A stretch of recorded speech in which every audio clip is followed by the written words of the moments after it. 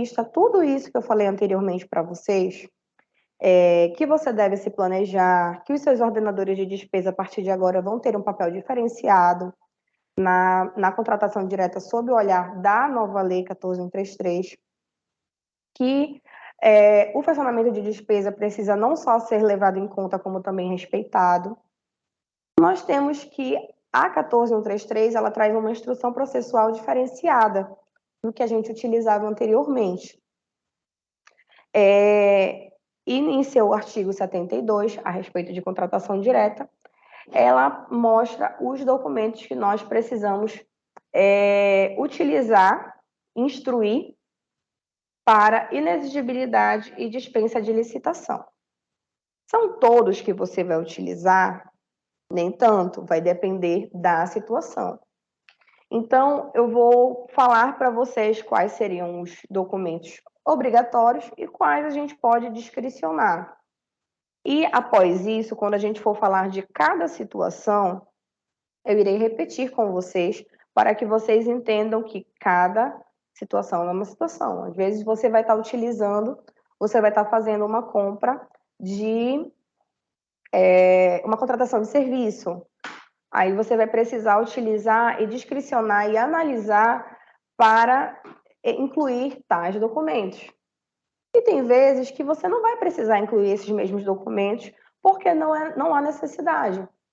Então, todas as vezes que você for fazer uma contratação direta, seja ela dispensa ou inexigibilidade, anterior a qualquer registro, se você já planejou, já verificou com seu ordenador de despesa se você tem recurso, você já verificou se é fracionamento ou não, você vai verificar como instruir esse processo. Você vai pensar e analisar de como você vai instruir esse processo. No material que foi disponibilizado para vocês, está bem separadinho do que trata cada coisa. Nós podemos ter contratação direta sendo dispensa de licitação, quando a dispensa for dispensável. Isso inclui lá aqueles dois incisos, seja ele para obras ou serviços de engenharia ou para aquisição de materiais e serviços comuns, dentro daquele valor que eu estipulei para vocês antes. Então, assim, cada caso, sendo materiais ou serviços comuns, aquisição de materiais e serviços comuns, você vai instruir de uma forma. E você pode pensar que, em alguns casos, você pode não utilizar exatamente uma mesma demanda, uma dispensa de licitação de serviço, você pode precisar utilizar de estudo técnico preliminar e outra não. Porque esse documento, ele pode ser facultado. Então, você tem que ter uma análise um pouco mais crítica com relação à utilização ou não de certas documentações. Não é apenas isso é obrigatório ou não. Você vai precisar discricionar, você vai precisar observar de uma maneira mais crítica e analisar se é necessário ou não. Então, vamos lá. O primeiro documento que consta como instrução processual seria o documento de formalização de demanda, que a gente já vem marcando pesado nisso, para que vocês entendam que hoje existe esse documento. Ele é uma novidade que a nova lei trouxe para a gente, já aparecia meio silenciosamente, assim, meio de mansinho em outros casos, em outras instruções, mas dessa forma, como algo obrigatório, só apareceu agora nessa lei. E, como eu falei anteriormente, ele constitui um documento obrigatório para dar início a um processo de contratação e é utilizado na elaboração do plano de contratações anual. A lei cita que o DFD é insumo ao PCA, que é baseado na Lei Orçamentária Anual, e também que o DFD inicia a instrução da contratação direta. Ou seja, esse documento vai te dar... Ele é baseado na Lei Orçamentária Anual, ele está de acordo com a Lei Orçamentária Anual, e ele vai servir como insumo ao nosso PCA. Ele formaliza também o PCA, ele está junto com o nosso PCA alinhado. E a partir dele é que você vai instruir a sua contratação direta. Deixando bem claro que aqui a gente está fazendo uma análise para contratações diretas. Nós ainda não temos instruções normativas para as outras modalidades que estão aguardando aí na normatização, como o nosso proreitor inferiu mais cedo, tá? Então, o nosso documento de formalização de demanda em situações de recursos do PGO, ele consta como obrigatório, tá? Porque ele é um documento que serve como insumo ao nosso PCA. Aí vamos passar um pouquinho mais adiante e vamos falar sobre o documento Estudo Técnico Preliminar e, juntamente dele, o documento de análise de riscos. Esses dois documentos, na semana passada, foram normatizados. A gente já estava aguardando uma normatização desses documentos, porque eles são documentos um pouco mais elaborados. E a gente já tinha esse murmurinho de que talvez não fossem ser obrigatórios. Então, saiu essa instrução normativa na semana passada, no dia 8, de que as contratações diretas previstas nas hipóteses dos incisos 1, 2, 7 e 8 do artigo 75, seriam facultados esses documentos, né? Nas hipóteses que eu falei para vocês, seriam facultadas da lei e no parágrafo 7 do artigo 90 da lei. Então, justamente do que a gente trata de dispensa de licitação no artigo 75 seria facultado. Isso significa dizer que não é obrigatório, você pode incluir ou não. Porém, só deixando claro, se você está fazendo uma contratação de algo, está comprando alguma coisa que vai impactar a instituição de uma forma, seja ela positiva ou negativa, o estudo técnico preliminar ele vai te embasar com relação a isso. Ele vai te dar uma solução para aquilo que você está querendo contratar. Então, tem casos que seria de suma importância você incluir um documento como esse. Você vai analisar, vai ver o que você está comprando, como eu falei anteriormente, e vai incluir ou não esse documento, tá? Aqui também consta que ele é dispensado na hipótese do inciso 3. Olha, mais uma coisa que quase eu esqueço de falar para vocês. Aqui a gente vai estar trabalhando os casos de contratação direta que as unidades realizam diretamente, as hipóteses que as unidades podem ter uma autonomia para executar dentro da sua própria unidade. Outros casos que vão requerer uma outra instrução processual, uma outra análise, ou necessidade de passar por pareceres jurídicos e etc., vocês vão precisar ter apoio, suporte da Diretoria de Compras e Serviços, para que o seu processo seja analisado e que não haja nenhum tipo de equívoco dentro do seu procedimento, certo?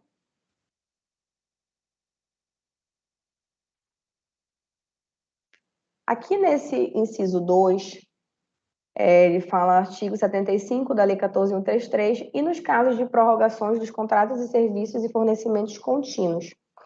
Isso também está vinculado a uma outra orientação normativa, que eu li recentemente, que quando você vai contratar algo que vai gerar, não é algo que você recebe de maneira imediata e paga imediatamente, isso é uma contratação que vai gerar contratos, vai gerar um contrato mais prolongado, até mesmo o pagamento e o fornecimento daquilo que você está contratando. Então, é importante que você faça um estudo técnico preliminar em algumas situações e também a análise dos riscos que essa contratação pode trazer para a instituição. Passando essa parte do estudo técnico preliminar, só mais uma coisa. Todos os documentos que você dispensar ou que você facultar da instrução processual, você precisa justificar. Dessa justificativa não seria algo muito, não precisaria necessariamente ser algo muito elaborado. pode ser algo um pouco mais conciso, mas você precisa justificar que você não está necessitando colocar dentro do seu processo aquele documento por causa disso, disso e disso. Vou fazer uma breve leitura para vocês do que consta lá no nosso material. É importante.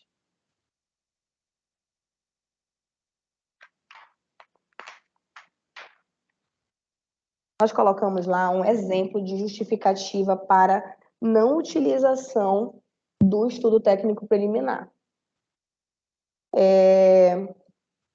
Para os fins dos presentes autos, com base no aspecto discricionário conferido à administração pelo artigo 72, inciso 1 da lei, no caso, quando ele fala se for o caso, da lei número 14133 de 2021, entende-se que a menor complexidade do objeto enseja a prescindibilidade de estudo técnico preliminar e de análise de riscos. Ainda assim, conseguindo-se que as informações necessárias e suficientes ao pleito, capazes de maximizar o interesse público, provendo a devida segurança transacional, encontram-se nos artefatos documentais que compõem a instrução processual. Isso quer dizer que, mediante toda a documentação que está dentro do seu processo, você não está deixando de colocar alguma informação lá. Tudo consta dentro do seu processo e que o objeto ele não é algo muito complexo do que você está adquirindo. Então, você está deixando de utilizar esses documentos assim, baseado nesse, se for o caso, na discricionariedade. E também, além disso, existe agora essa exceção, porque saiu essa instrução normativa para a elaboração do ETP, que consta como exceção essas situações. Então, você pode incluir tanto esse exemplo de justificativa, baseado no artigo da lei, no se for o caso, ou então também nessa exceção do artigo 14, tá? Inciso 1. Vale ressaltar também que o ETP hoje não é apenas somente um documento. O ETP, ele possui um sistema informatizado também. Ele possui uma plataforma da mesma forma que existe o PGC. Ele precisa ser incluído nesse sistema de estudo técnico preliminar. Esse sistema de estudo técnico preliminar é uma ferramenta informatizada, integrante da plataforma do Sistema Integrado de Administração de Serviços Gerais, SIAGE, disponibilizado. E lá você vai fazer a elaboração de ATP pelos órgãos e entidades de que trata o artigo 1º. Então, a gente precisa estar sempre atento, também lembrando ao que foi dito no início aqui do nosso turno. Todo o tempo a gente está recebendo instruções normativas novas, orientações normativas novas, que vão servindo de adendo ao que consta na lei. Então, você precisa estar sempre analisando, verificando. Nós aguardamos ao máximo o que a gente já estava recebendo de instruções normativas recentemente, para trazer um apanhado de informações bem robusto e o mais firme possível para que a gente pudesse já dar andamento nas nossas contratações diretas, para que a gente não tivesse mais tantas dúvidas de como proceder, de como trabalhar. Então, a respeito de ATP, o que a gente tem hoje é justamente isso. Você pode utilizá-lo ou não. ATP e análise de riscos, baseado tanto no que consta no artigo 72 da Lei 14133, quanto na instrução normativa no artigo 14, tá?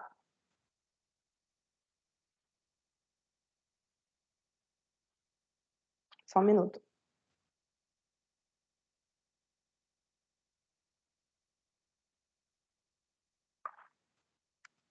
Baseado nisso, passando à frente, nós temos, no mesmo inciso, nós temos o termo de referência. O nosso termo de referência poderia ser discricionário ou não, mas devido à forma de trabalho da instituição, nós convencionamos que o termo de referência continuaria como sendo um documento obrigatório dentro da sua instrução processual. Todos os procedimentos que você for fazer, você vai precisar incluir o termo de referência para servir como base. Esse documento, ele deve conter os seguintes parâmetros: a definição do objeto, incluindo a natureza, o quantitativo, os prazos do contrato, se for o caso, a possibilidade de sua prorrogação ou não. Quanto mais informações você colocar com relação ao seu objeto, melhor você definir o seu objeto, vai ser melhor para que a sua contratação dê certo, para que a gente atinja o seu objetivo. Fundamentação da contratação, que consiste na referência aos estudos técnicos preliminares, quando for o caso, né? Quando não for possível divulgar esses estudos, caso tenha informações sigilosas. Isso daqui é quando da utilização de ETP. Quando você utilizar ETP, você vai precisar fazer referência a ele no seu termo de referência, tá? Estou repassando essas informações com vocês com relação ao termo de referência, porque tem novidades com relação às informações necessárias que estejam constantes no termo de referência. Então, antes você não utilizava essas informações de ATP, você apenas fazia uma descrição sucinta, ou então tinham outras informações que não eram necessárias, que você colocava. Então, ele trouxe dentro da própria lei as informações que ele quer que tenha dentro desse documento. Descrição da solução como um todo, considerado todo o ciclo de vida do objeto. A solução seria a solução da demanda, da sua requisição, daquilo que você está querendo, do seu objeto. Requisitos da contratação, a sua forma de contratação, como é que você vai fazer o pagamento, como é que você vai contratá-lo. Modelo de execução do objeto, consiste na definição de como o contrato deverá produzir os resultados pretendidos desde o seu início até o seu encerramento.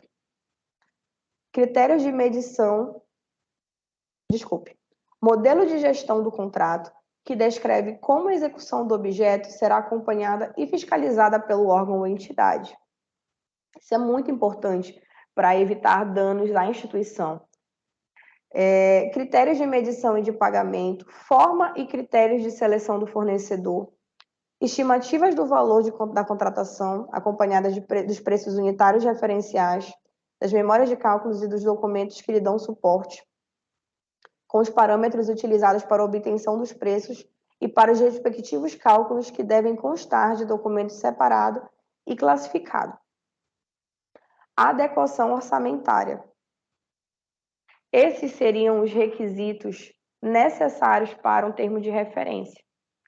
Lógico, trazendo isso para a sua realidade. Se você estiver fazendo uma contratação, que seja de serviço, tem coisas que você vai colocar lá. E se for uma aquisição de algum tipo de material, talvez você não precise fazer exatamente como consta aqui, mas algo parecido, algo similar, você vai precisar colocar no seu documento de termo de referência. Esses seriam os requisitos mínimos. Além disso, nós temos projeto básico ou projeto executivo. Esses documentos não são necessários para as nossas contratações diretas.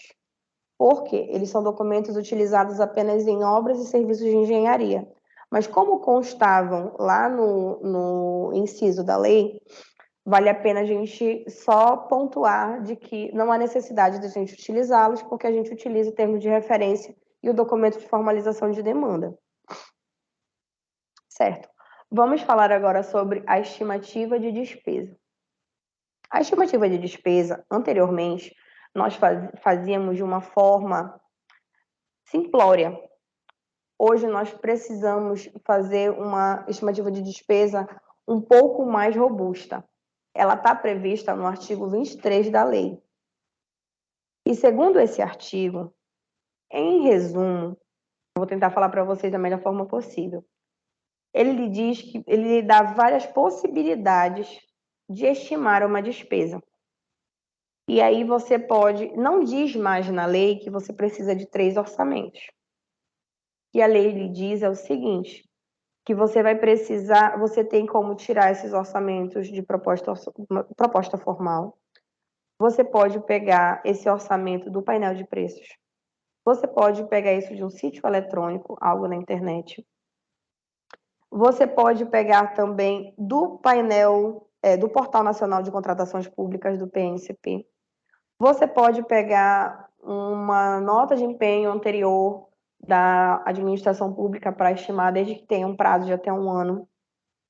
Então, são várias possibilidades para o mesmo objeto, não é algo similar, tem que ser para o mesmo objeto, que você pode utilizar para estimar essa despesa e para poder basear a tua disputa. Lembrando que isso é para situações com disputa. Se você for fazer algo sem disputa, você vai utilizar os 3 orçamentos que sejam propostas formais. Para estimativa de despesa, você pode utilizar até 4, a partir de 3 ou 4 orçamentos retirados dessas opções que eu estou colocando para vocês e que consta lá no nosso material didático completamente, o artigo completo, o artigo 23 completo, lhe dizendo de onde você pode tirar cada coisa. Então, ele lhe dá várias possibilidades. Não, Josi, pode ser 3 da internet?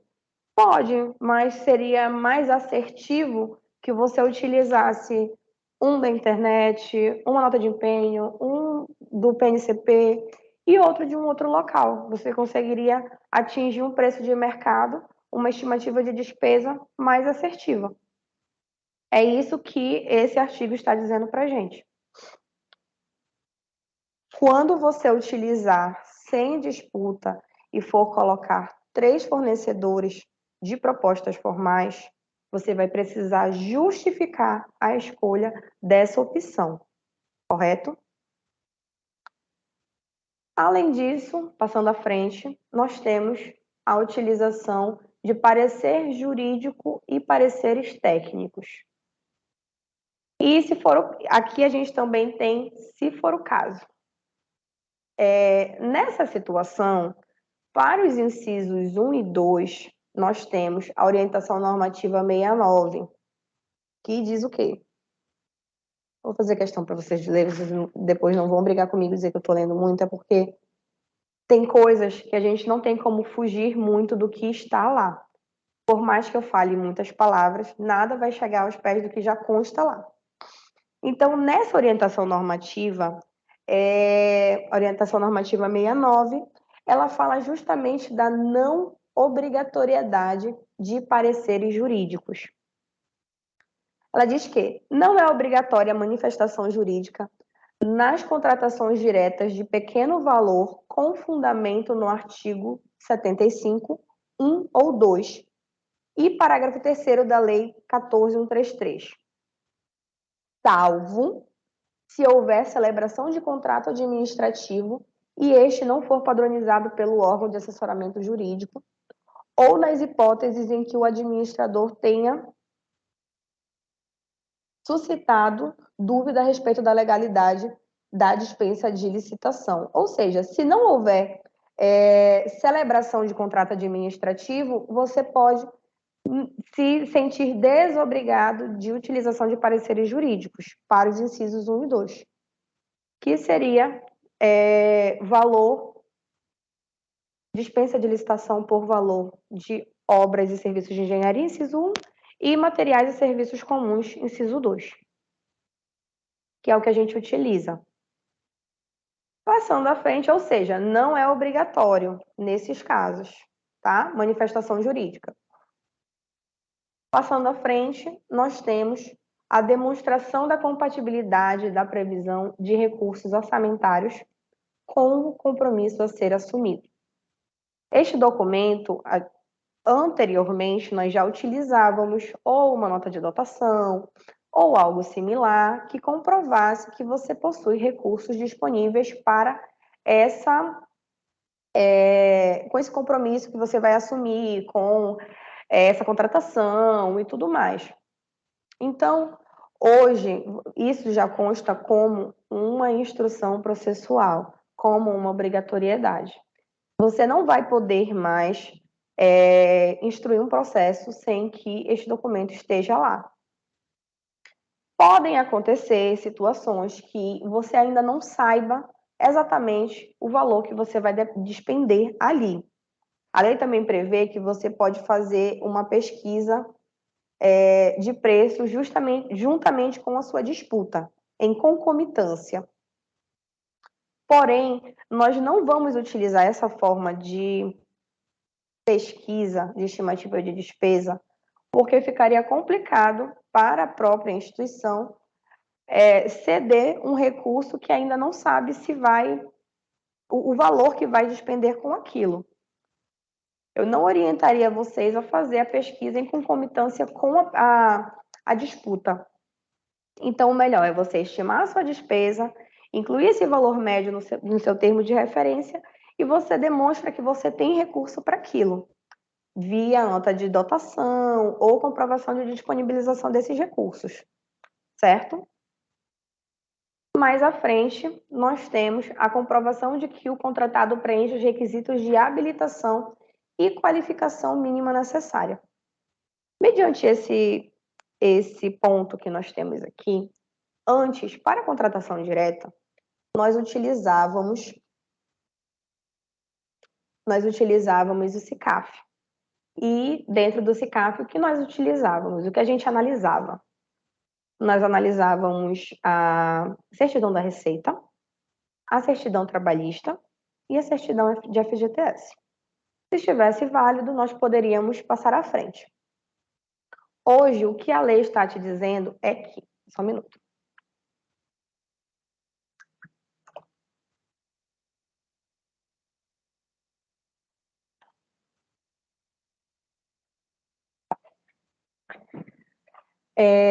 Isso significa que, dentro da sua contratação, hoje, você pode não somente utilizar o SICAF e essas certidões para habilitar um fornecedor. Você pode solicitar um outro tipo de certidão, ou então você pode solicitar que o fornecedor tenha um certo valor de capital de giro, ou você pode solicitar alguma documentação específica da empresa. Você pode pedir documentos de habilitação e qualificação mínima desse fornecedor da forma que você quiser. Você vai colocar assim e vai colocar no termo de referência os documentos necessários para a habilitação desse fornecedor com relação à contratação que você está fazendo, tá? E aí, de acordo com os documentos solicitados na habilitação, é necessário incluir os comprovantes para preenchimento desses requisitos. Tudo aquilo que você solicitar no termo de referência como documento de habilitação, depois você comprova via SICAF, ou certidões, ou outros documentos comprobatórios.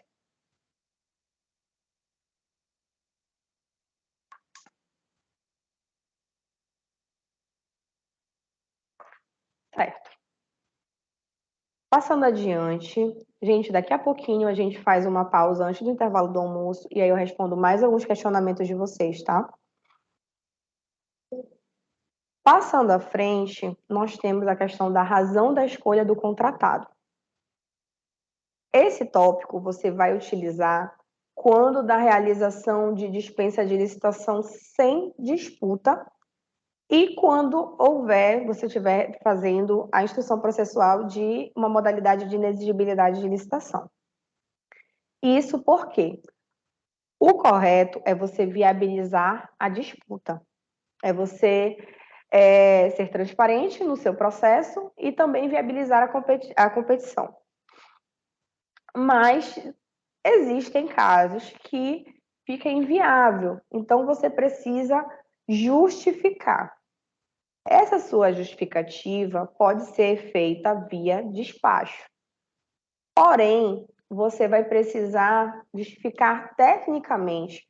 A sua justificativa não pode ser algo sucinto, algo simples, algo simplório. Você precisa robustamente justificar o porquê da não realização de uma disputa.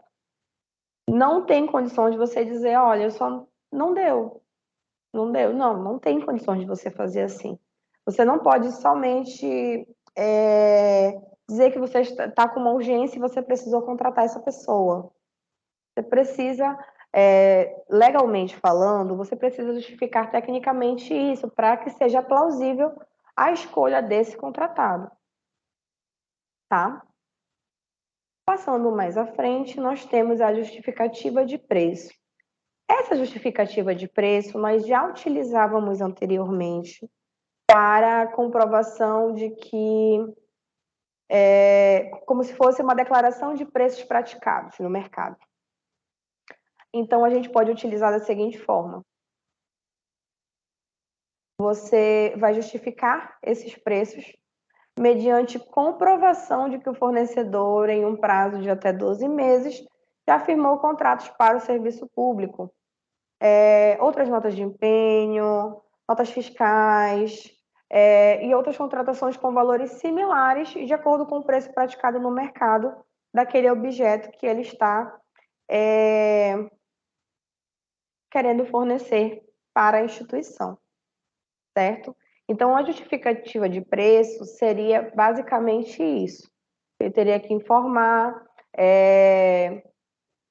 justificar, demonstrar, né, via dois ou três notas de empenho anteriores dele para esse mesmo objeto, ou um objeto similar, né, com valores similares e de acordo com o preço praticado no mercado. Tem uma certa, até 10%, um valor que a gente consegue aceitar, porque o mercado oscila bastante, mas precisa justificar o preço baseado nisso. Por fim, nós temos a autorização da autoridade competente. Todos os processos precisarão da autorização da autoridade competente. E como a gente falou anteriormente, novamente vou pontuar com vocês, que os ordenadores de despesa, eles podem autorizar a sua despesa desde que eles estejam